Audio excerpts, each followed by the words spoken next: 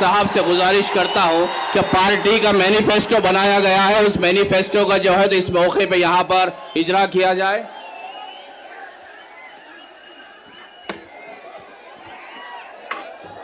नारे तकबीर।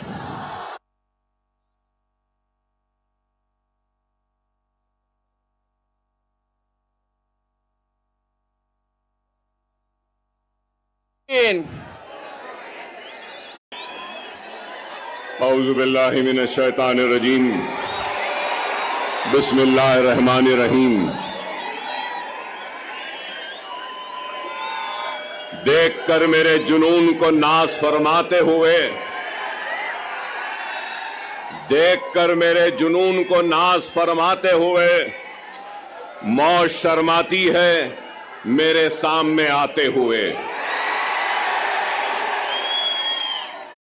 फिरता गरजता गूंजता गाता हुआ वलवलों से बरख की मानिंद लहराता हुआ, मौत के साए में रहकर मौत पर छाया हुआ, मौत के साए में रहकर मौत पर छाया हुआ। काम है मेरा तगय्युर, नाम है मेरा शबाब। मलियाबादी के गजल के अशार हैं और जोश साहब से माफी मांगता हूं कि इसमें मैंने कुछ तरमीम की है। और तरमीम कहां की है कि काम है मेरा तगय्युर, नाम है मेरा शबाब। इत्तेहाद इत्तेहाद इत्तेहाद कहां है? बेशक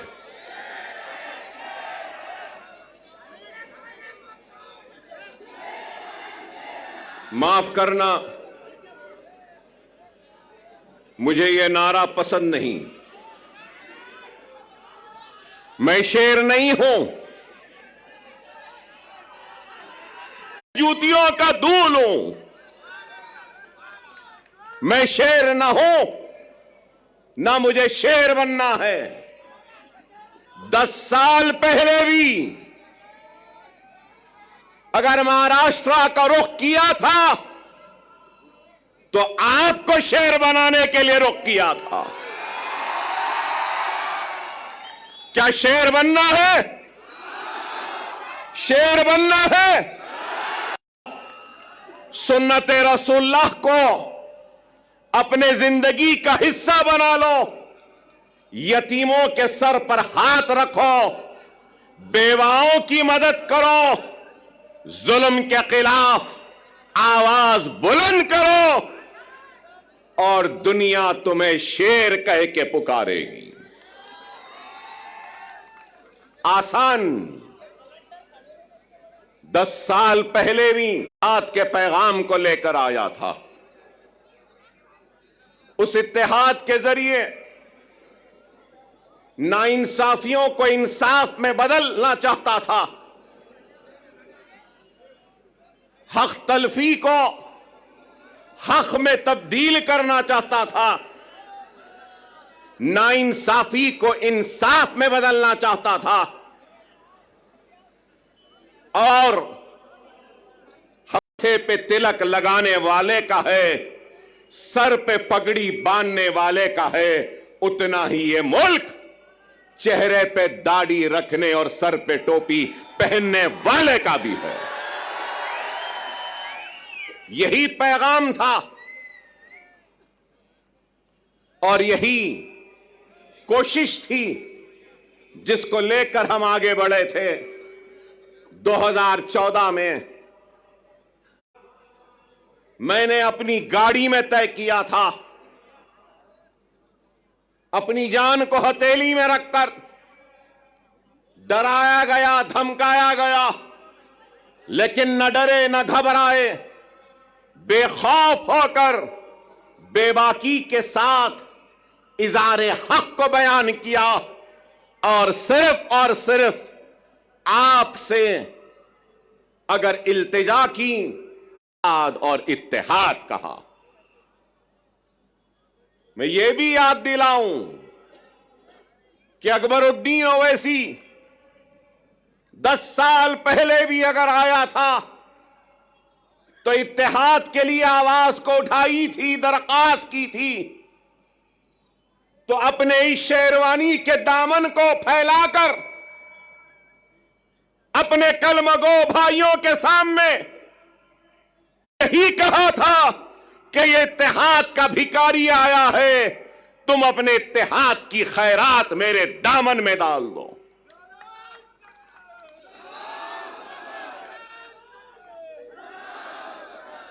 अल्लाह उसके रसूल की कसम, अकबरुद्दीन ओवैसी को अल्लाह ने इज्जत दी, शोहरत दी, नाम दिया, सब कुछ दिया।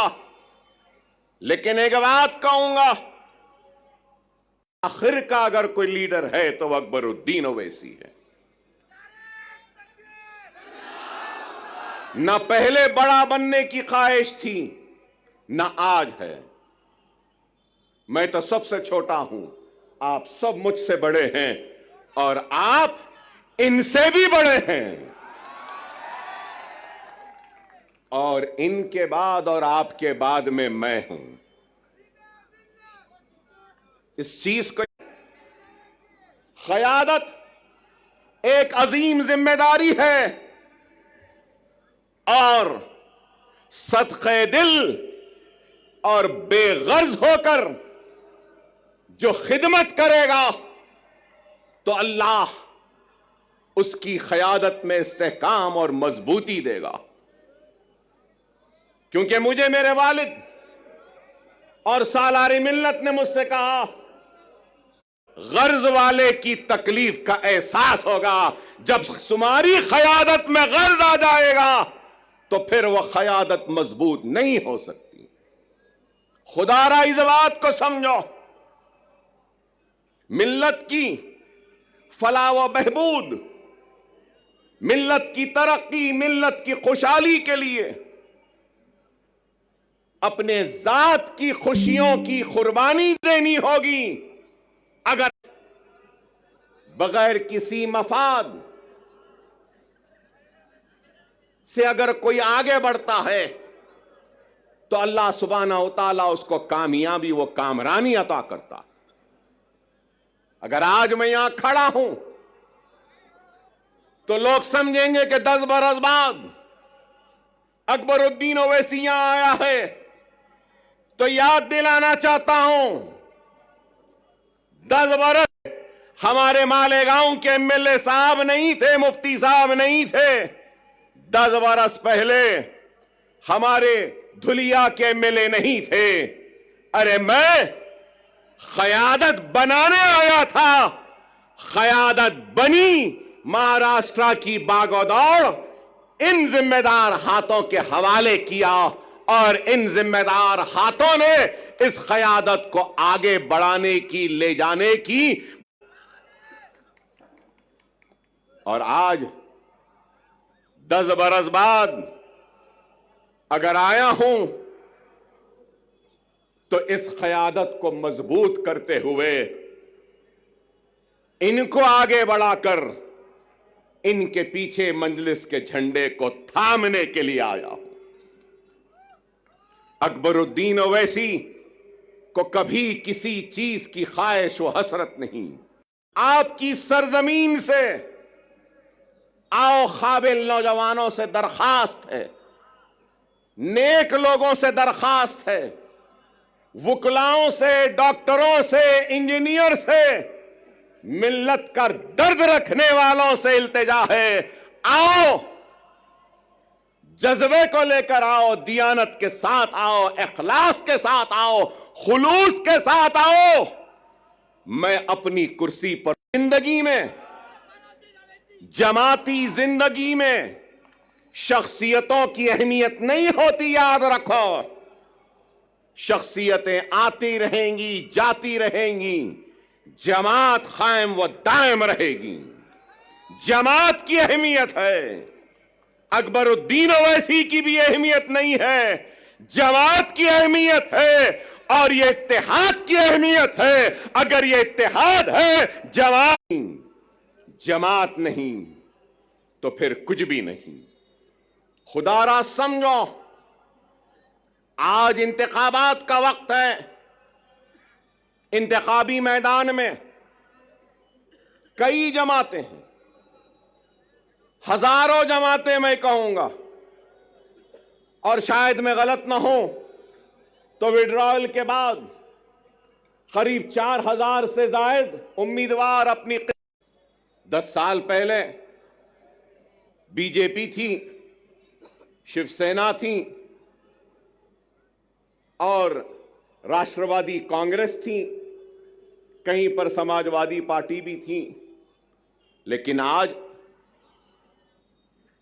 कांग्रेस है, 2 एनसीपी है, पवार एनसीपी, शरद पवार, अजित पवार एनसीपी। अंदाजा लगाइए कितनी पार्टियां हो गई हैं। मेरा एक ही सवाल है, हिंदुत्व पे अमल करने वाली जमातें शिवसेना, भारतीय जनता पार्टी, सही है ना? हिंदुत्व अब हो गए 2 टुकड़े। आइडियोलॉजी तो दोनों की है एक ही। अब सवाल यह है कि कांग्रेस ने उद्धव ठाकरे से इत्तेहाद किया, पवार ने उद्धव ठाकरे से इत्तेहाद किया, और एक 3 पार्टियों का एक गुट बना। बोलो, प्रियंका गांधी को पढ़ाने में कामयाब हो गए या नहीं हुए? मेरा सवाल है, राहुल व प्रियंका, क्या आप कांग्रेस के सेक्युलरिज्म का सबक पढ़ाने में उद्धव ठाकरे को कामयाब हुए या नहीं हुए? फिर मेरा सवाल है, शरद पवार साहब, क्या आप उस सेना को पढ़ाने में कामयाब हुए या उद्धव ठाकरे हिंदुत्व का सबक पढ़ाने में आपको कामयाब हुए? यह मेरा सवाल है। चलो, ये इनका हो गया। तो अब दूसरी तरफ अब हम देखते हैं कि अजित पवार, तो मैं पूछना चाहता हूं कि अजित पवार शिंदे के, फिर बीजेपी ने अजित पवार और शिंदे को सबक पढ़ा दिया, या फिर अजित पवार ने अपने करप्शन का सबक मोदी को और योगी को पढ़ा दिया? वो समझ गए। बताओ क्या है,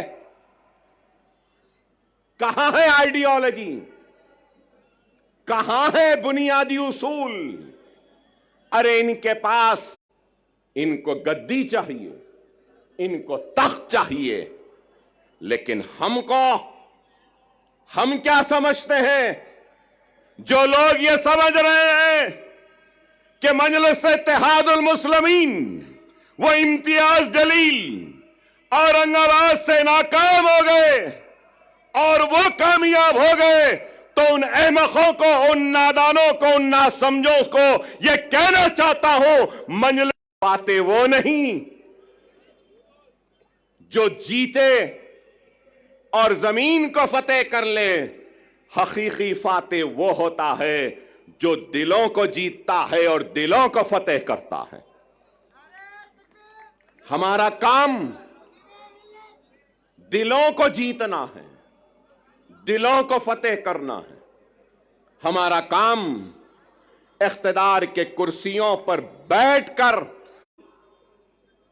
तर्जुमानी करते हैं, उनके मसाइल को उठाते हैं, चाहे ऐवान पार्लियामेंट हो या ऐवान असेंबली हो। मजलिस इत्तेहादुल मुस्लिमीन मसाइल को उठा रही है। मजलिस इत्तेहादुल मुस्लिमीन बेशक मुसलमानों की आवाज बनती है, मुसलमानों के मसाइल को बनती है, तो हर किसी की आवाज बनती है। बैकवर्ड क्लास की बनती है, ओबीसी की बनती है, मराठा समाज की बनती है, तो हर समाज की आवाज बनती है। बेशक अकबरुद्दीन ओवैसी मुसलमान हैं, मैं ला इलाहा इल्लल्लाह मुहम्मदुर रसूलुल्लाह कलमा पढ़ने वाला मुसलमान हूं। मुझे नाज है मुसलमान के मैं हिंदुस्तानी हूं। हम हर एक के मसाइल उठाते, यहां पे बैठे हमारे दलित समाज के लोग हैं, दूसरे समाज के लोग हैं, बैकवर्ड क्लासेस के हैं, मुसलमान भी हैं, हर कोई है। मैं यही बात कहना चाहता हूं, हां मुसलमान की आवाज बनकर हम मुसलमान के मसाइल को उठाते हैं। मैं उठाता हूं, मुझे शर्मिंदगी नहीं है। तलफी पे लड़ता हो, मुसलमान की हक की लड़ाई लड़ता हो और नाइंसाफी पर आवाज को बुलंद करता हो, इसलिए कि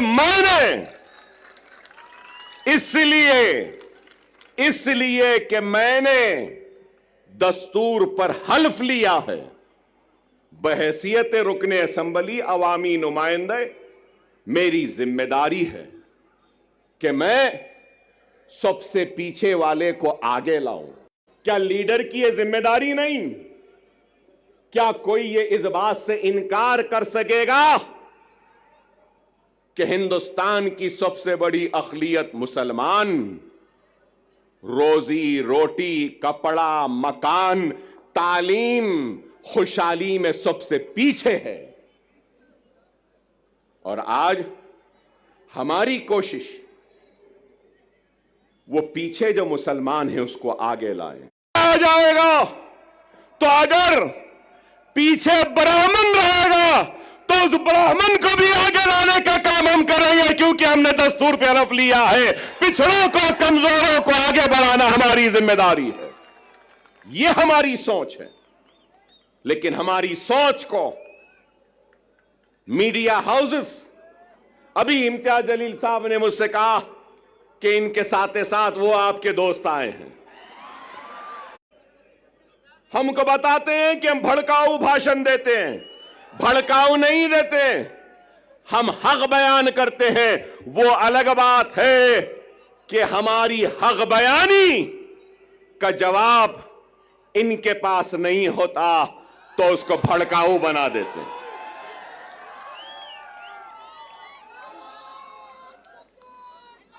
आज ही मैंने किसी के बटोगे तो कटोगे,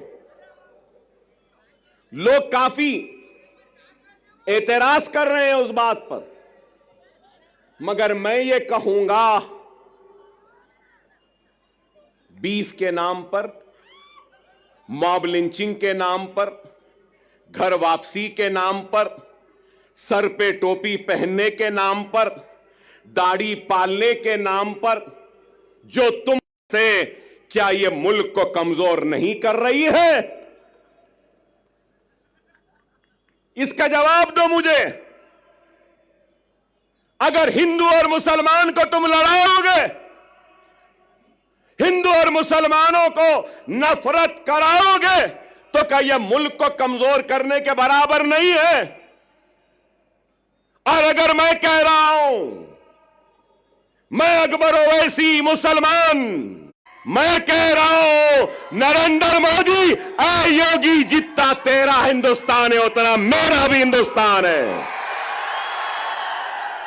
हिंदुस्तान न तेरी जागीर है न मेरी जागीर है। हिंदुस्तान हिंदू, मुस्लिम, सिख, ईसाई, पारसी, हर मजहब के मानने वालों का है। मजहब भगवान अल्लाह गॉड को नहीं मानने वाले का भी है, किसी एक का नहीं है। क्या है? बेरोजगारी। इस मुल्क का सबसे बड़ा मसला क्या है? महंगाई। इस मुल्क का सबसे बड़ा मसला क्या है? हर 2 मिनट 3 मिनट को रेप होते हैं। इस मुल्क का सबसे बड़ा मसला क्या है? ग्रेजुएट्स को नौकरियां। इस मुल्क का सबसे बड़ा मसला क्या है? मुल्क की कमजोर इस मुल्क का सबसे बड़ा मसला क्या है? रुपये की गिरती हुई कदर को ऊंचा करना। आप बताओ, क्या बेरोजगारी को दूर करने कुछ हो रहा है? महंगाई को दूर करने कुछ हो रहा है? क्या बेघर लोगों को घर देने के लिए कुछ हो रहा है? कुछ नहीं हो रहा है। सिर्फ इस मुल्क बटोगे तो कटोगे कहां? उसके बाद कहा कि जात पात की सियासत। अरे जात पात की सियासत बोलने वाले, तू ये क्यों नहीं कहता कि मजहब की सियासत नहीं करनी चाहिए? यह बात क्यों नहीं कहते? ये तो मजहब की सियासत करेंगे, नफरत के बीज को बोते जाएंगे, असल मसाइल से तवज्जो होने वाला एक रेप, यह हिंदुस्तान का सबसे बड़ा मसला है। एक औरत रात के अंधेरे में घूम नहीं सकती, खेतों में उसकी इज्जत और इस्मत को लुटेरे लूट रहे हैं, यह मसला है। अरे इस पे बात करो, इस पे कुछ करो। नहीं, मुसलमान ऐसा, मुसलमान के इतने बीवी, मुसलमान हो गया। CAA NRC, CAA NRC.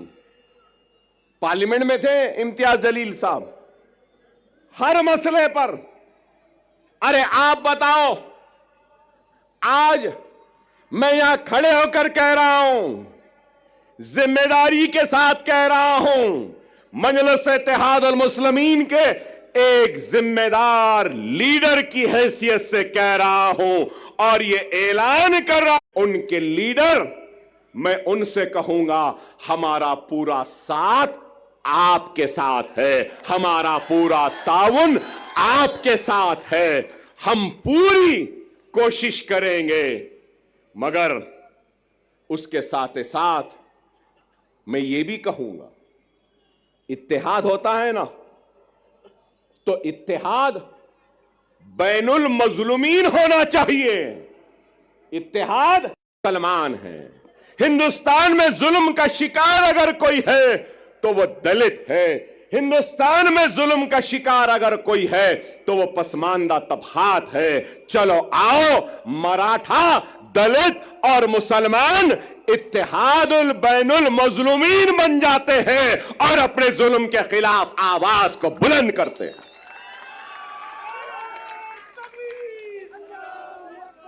मगर मेरी बात कतई कर रहे हैं, भूख हड़ताल में बैठे हैं, उनसे कहना चाहता हूं, सिर्फ जरंगे पाटिल साहब से, सिर्फ मराठा समाज पिछड़ा हुआ नहीं है, पूरा मराठवाड़ा भी पिछड़ा हुआ है। क्या मराठवाड़ा पिछड़ा हुआ नहीं है? क्या मराठी, पूना, ये सारी चीजों का दूसरा हिस्सा है विदर्भ का, तीसरा हिस्सा है मराठवाड़े का। इन तीनों हिस्सों में सबसे पिछड़ा, सबसे पीछे कौन है? मराठवाड़ा है। चलो, मराठवाड़ा की रिजर्वेशन के साथ हम मराठवाड़ा की खुशहाली के लिए भी जिद्दोजहद करते हैं। 30 साल पहले तो सिर्फ मुसलमान, सिर्फ हिंदू मराठा नहीं होता, मुसलमान भी मराठा है, दलित भी मराठा है और मराठवाड़ा में रहने वाला हर कोई मराठा है। अब मैं कहता हूं, 30 साल हुए, मीडिया वालों जरा तवज्जो, 30 साल हुए, 30 इयर्स, 30 साल हो। क्या है? Marathwada statutory development board, Marathwada statutory development board, जो सिर्फ मराठवाड़ा के लिए बनाया गया।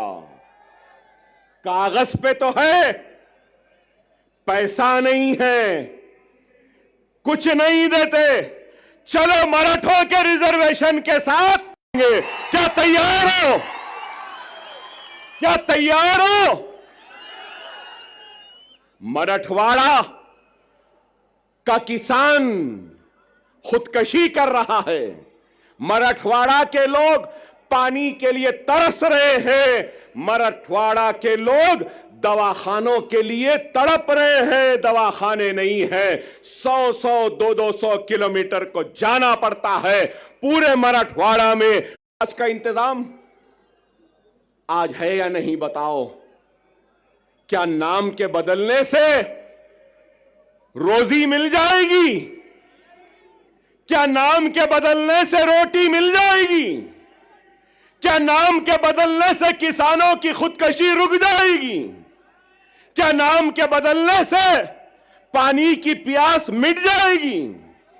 क्या नाम के बदलने से क्या बीमार को नाम में क्या रखा है? ऐ नाहेलो ना समझो, ऐ झूठो, ऐ बेमानो, काम करो काम। क्या यह गलत है? नीति आयोग की रिपोर्ट उठाकर देख लीजिए मीडिया वालों। काबिल है, मुझसे काबिल, मुझसे पढ़े लिखे, फिक्र करने वाले। और मैं तो खुला कह रहा हूं, मोदी और योगी का मैं तो दुश्मन हूं, शायद आप उनके दोस्त हैं। बताओ उनको, जाकर बोलो नीति आयोग क्या कह रहा है। नीति आयोग की लेटेस्ट रिपोर्ट कह रही है, मेरे मराठा भाइयों, कि सबसे पिछड़ा हुआ जीएसडीपी कम है, रोजाना की कमाई। इम्तियाज जलील साहब से भी कहूंगा, सीमांचल की तरक्की के लिए मजलिस लड़ रही है। आप पार्लियामेंट में थे तो आप भी लड़े, अब आप आओ, मैं भी आपके साथ हूं। हम मराठवाड़ा की खुशहाली व तरक्की के लिए लड़ेंगे। हम मराठों का साथ में लेंगे, मुसलमानों को लेंगे, हिंदुओं को लेंगे, मराठों को लेंगे, हम लड़ेंगे। क्या मेरी बात से आप राजी हैं? राजी हैं? मेरी बात सही है? सही है तो नारे तकबीर, नारे तकबीर, नारे तकबीर। मराठा चीफ मिनिस्टर नहीं चाहिए, मराठवाड़ा में पानी चाहिए। मराठा, वो क्या कहते हैं, guardian minister. Maratha guardian minister नहीं चाहिए। मराठों और मराठवाड़ा को उसका हक चाहिए।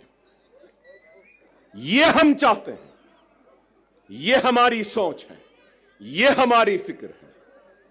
मैंने आपसे पहले भी कहा कि क्या उद्धव ठाकरे वोट की अहमियत को समझो।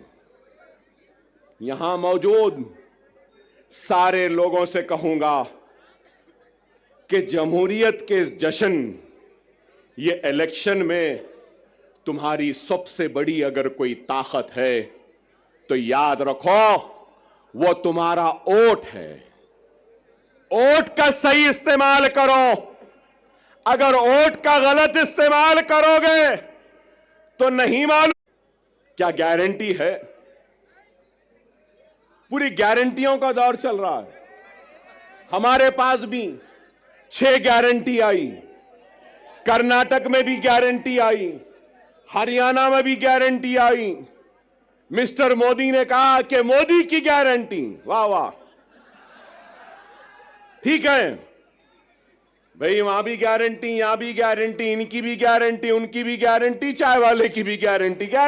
मैं ये यहां मौजूद ये लोगों का सवाल है, क्या शरद पवार गारंटी देंगे कि इलेक्शन के बाद आप मोदी के साथ नहीं जाएंगे? देंगे? क्या अजीत पवार साहब आप गारंटी देंगे कि इलेक्शन के बाद आप शरद पवार के पास दोबारा वापस नहीं जाएंगे? वाले के पास चाय की प्याली लेके नहीं जाएंगे? क्या शिंदे गारंटी देंगे कि इलेक्शन के बाद वो ठाकरे के पास दोबारा नहीं जाएंगे? नेहरू और गांधी क्या इस बात की गारंटी देंगे कि वो कभी भी बीजेपी और मोदी के साथ नहीं जाएंगे, हिंदुत्व के साथ नहीं जाएंगे? अरे आज काउंसलिंग करना है कि हम हिंदू हैं, हिंदुत्व पॉलिटिक्स हम में है और हम हिंदुत्व पॉलिटिक्स को कबूल करते हैं। डायरेक्टली तो कबूल नहीं किए, इनडायरेक्टली कबूल कर लिए। कोई ऐसा खाता है तो कांग्रेस ऐसा खा रही है। यही है, यही है। समझो मेरी इस बात को।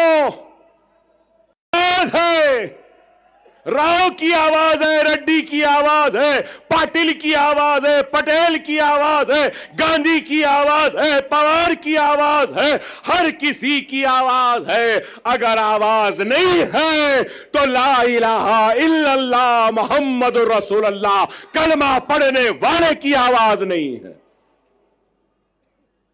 और मैं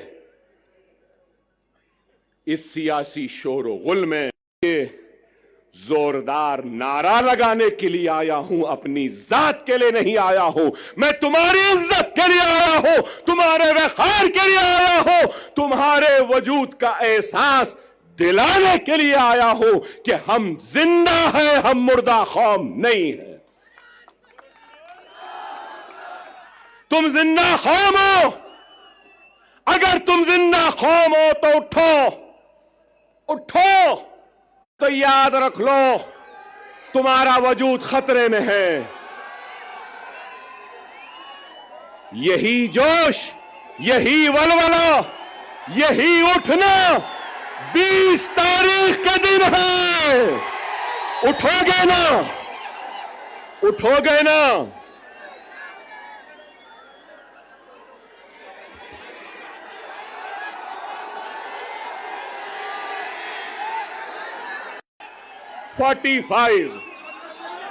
कैंपेनिंग का टाइम 10 बजे, अभी 15 मिनट बाकी है।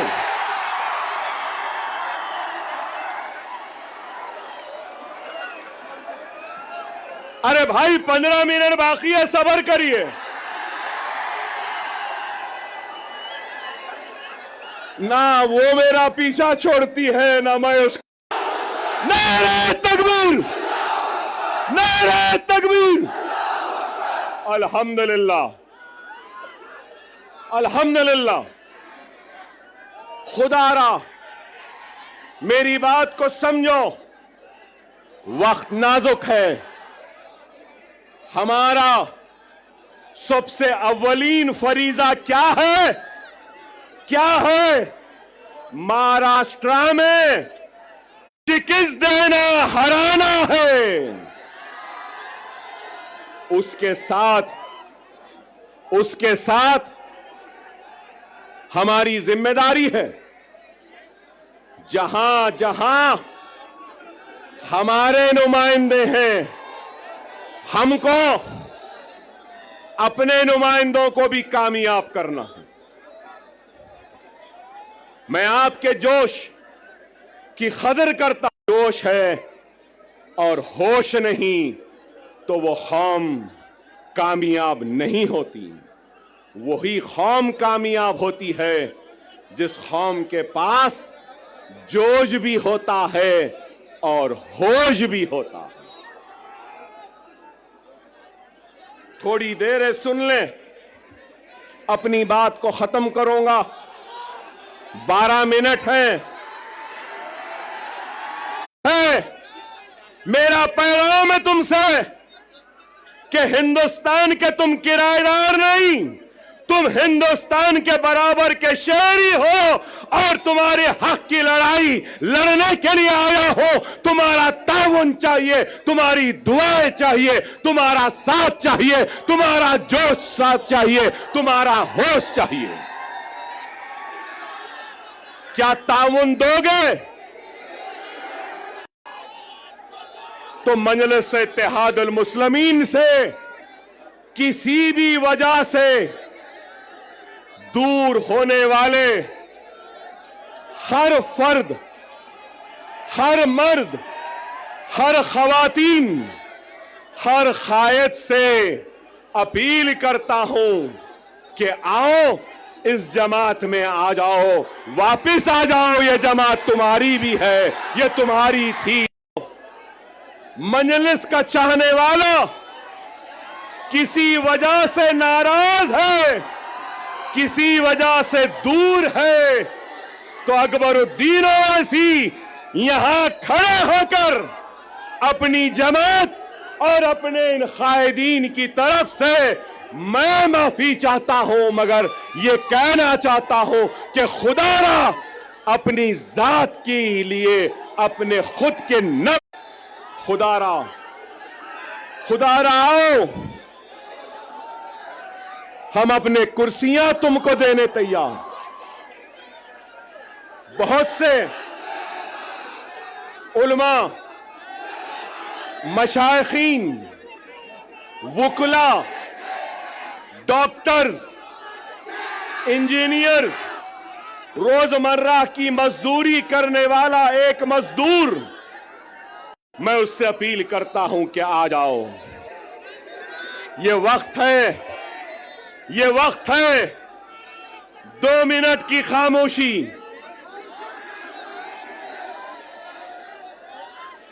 2 मिनट की खामोशी। मेरी बात को सुन लो। महाराष्ट्र की तारीख में ऐसा सुनहरा वक्त नहीं आया जो अब है। अगर हम ना ठाकरे, ना शिंदे, ना गांधी, ना पवार, हमारी मर्जी, हमारी इजाजत के बगैर कोई भी तख्त पे नहीं बैठ सकता। सुनहरा मौका है, समझो। तुम बादशाहगर हो। तुम क्या हो? बादशाहगर हो। समझो इस बात को। मैं किसी का नाम नहीं ले रहा हूं, मगर हर एक से अपील कर रहा हूं, आओ, ये तुम्हारी जमात है, ये तुम्हारी अपनी जमात है। अगर तुम, एक बात कहूंगा, एक बात कहूंगा, एक बात, पसीने से, अपने खून से उस जमीन को सेंचते हैं, वो बीज एक पौधे का शक्ल इख्तियार करती है। फिर उसके बाद वो पौधा एक दरख्त बनता है, और दरख्त बनने के बाद उस दरख्त में क्या आते हैं? फल आते हैं। फल। ये वक्त सुनो, खाने का वक्त है, फलदार दरख्त को काटने का वक्त नहीं है। खुदा इस बात को समझो। मेरे उलमा ये बात को समझिए, मेरे मशाइख इस बात को समझिए, मेरे डॉक्टर साहिबीन इस बात को समझिए, मेरे वुकला साहिबीन समझिए, मेरे गरीब मुसलमान भाइयों इस बात को समझो। ये फल खाने का वक्त है। आपकी बेचैनी है? नहीं तो बहुत सोच के आया था, जरा चाय चाय भी बोलूंगा, चाय वाले को भी बोलूंगा, मगर आप बोलने नहीं दिए। लेकिन ये जरूर है, अभी इम्तियाज जलील साहब बोले ना, अभी इम्तियाज जलील साहब बोले योगी आने वाला है। मोदी तेरे आने के बाद अकबर भी आने वाला है।